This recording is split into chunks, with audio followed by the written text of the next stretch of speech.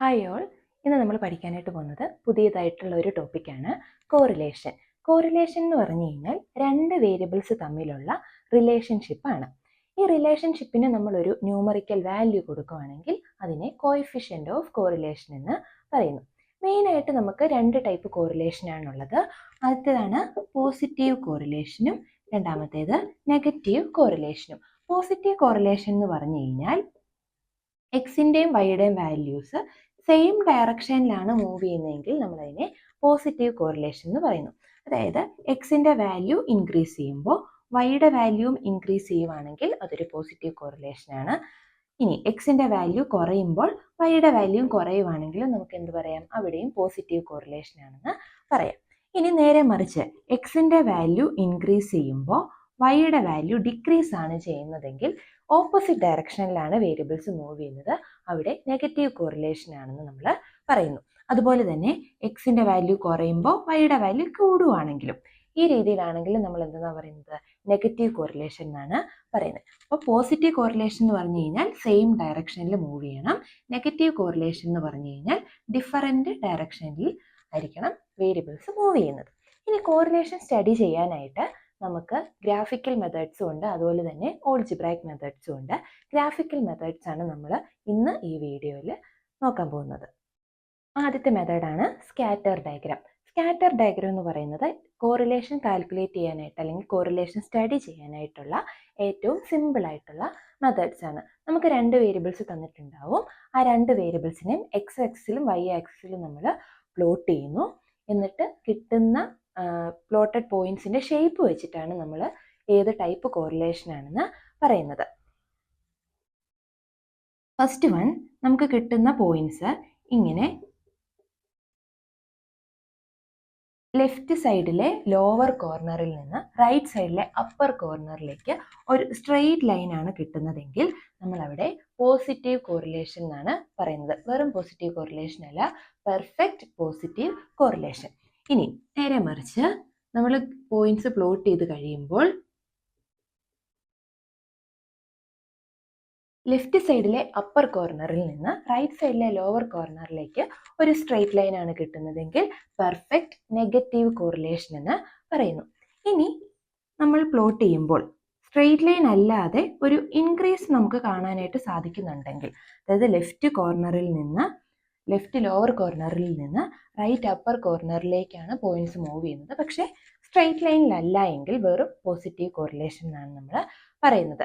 ഇത് പെർഫെക്റ്റ്, ഇത് positive correlation.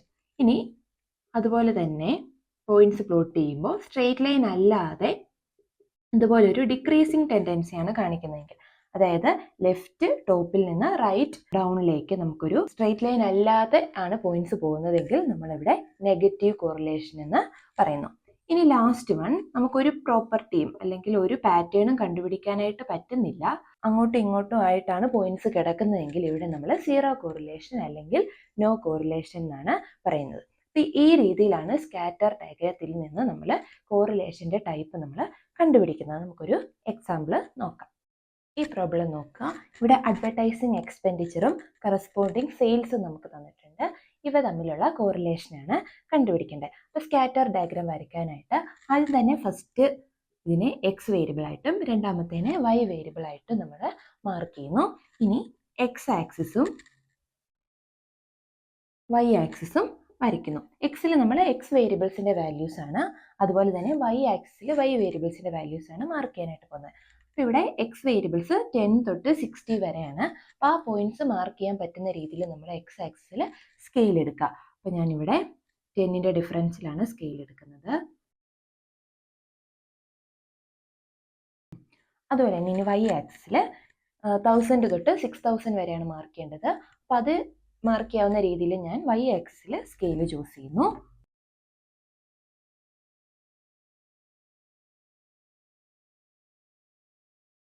ഇനി പോയിന്റ്സ് പ്ലോട്ട് ചെയ്യുന്നു. എക്സിന്റെ വാല്യൂ 10 ആകുമ്പോൾ വൈയുടെ വാല്യൂ 1000 ആണ്.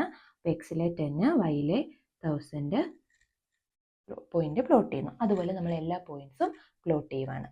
20ൽ 2000 ആണ്, അപ്പോൾ 20യും 2000ഉം.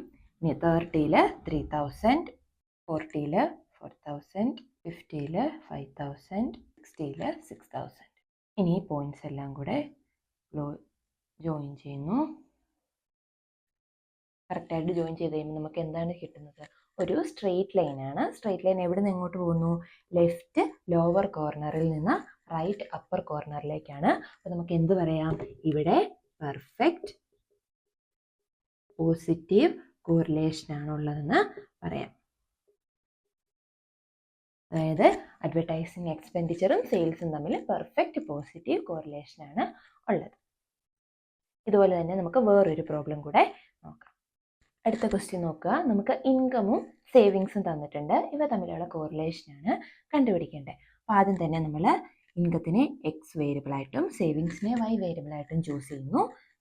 എക്സ് ആക്സിസും വൈ ആക്സിസും വരയ്ക്കുന്നു.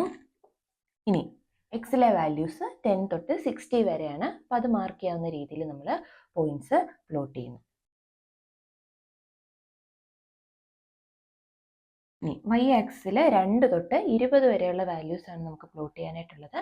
ആ പോയിന്റ്സ് കിട്ടുന്ന രീതിയിൽ വേണം നമ്മൾ സ്കെയിൽ ചൂസ് ചെയ്ത് എടുക്കാൻ. ഇവിടെ 4ന്റെ ഡിഫറൻസിൽ ഞാൻ എടുക്കുകയാണ്. 4, 8, 12, 16, 20. ഇനി നമുക്ക് പോയിന്റ്സ് പ്ലോട്ട് ചെയ്യാം. 10ന് കറസ്പോണ്ടിങ് ആയിട്ടുള്ള വാല്യൂ 2 ആണ്. അപ്പോൾ 10ന് കറസ്പോണ്ടിങ് 2 എന്ന് പറയുന്നത് ഈ മിഡ് പോയിന്റ് വരും. ഇതാണ് പോയിന്റ്. 20ക്ക് കറസ്പോണ്ടിങ് ആയിട്ടുള്ള വാല്യൂ 4, 30ക്ക് കറസ്പോണ്ടിങ് ആയിട്ടുള്ളത് 8, 40ക്ക് കറസ്പോണ്ടിങ് ആയിട്ടുള്ളത് 14, 50ക്ക് കറസ്പോണ്ടിങ് ആയിട്ടുള്ള വാല്യൂ 20, 60ക്ക് കറസ്പോണ്ടിങ് ആയിട്ടുള്ള വാല്യൂ 14. ഇനി നമ്മൾ ജോയിൻ ചെയ്യേണ്ട ആവശ്യമില്ല. സ്ട്രെയിറ്റ് ലൈൻ എല്ലാം നമുക്ക് കാണുമ്പോൾ തന്നെ ക്ലിയർ ആണ്. ഇതെന്ന് പറയുന്നത് എന്താണ്? പക്ഷെ ഒരു അപ്വേർഡ് ആയിട്ടുള്ള മൂവിങ് നമുക്ക് കാണാനായിട്ട് സാധിക്കും. അതുകൊണ്ട് ഇതെന്താണ്? പോസിറ്റീവ് കോറിലേഷൻ ആണ്. Positive correlation. ഈ രീതിയിലാണ് സ്കാറ്റർ ഡയഗ്രം ഉപയോഗിച്ചിട്ട് നമ്മൾ കോറിലേഷൻ കണ്ടുപിടിക്കുന്നത്.